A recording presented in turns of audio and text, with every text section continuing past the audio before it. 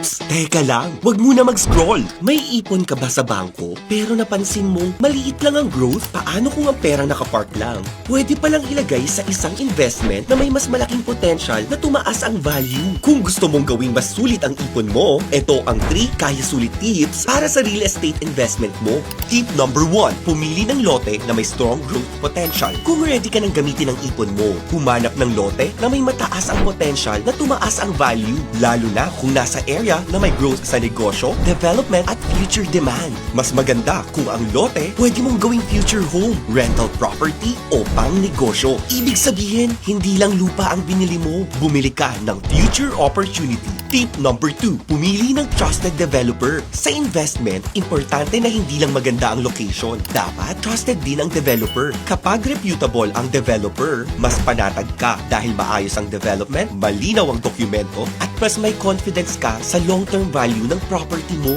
Tandaan, hindi lang lote ang iniinvestan mo, location at developer din. Tip number 3, sulitin ng malaking discount. Kung kaya mong mag-spot cash, may 35% discount ka agad sa lote. At kung mabayaran mo within 7 days, may additional 5% discount ka pa. Ibig sabihin, total of 40% discount. Mas mababa ang acquisition cost, mas malaki ang potential upside ng investment mo. Oh, di ba? With Philinvest Land, mas mura, mas magaan, mas tipid, kaya sulit. Are you ready to invest? Click the link to know more.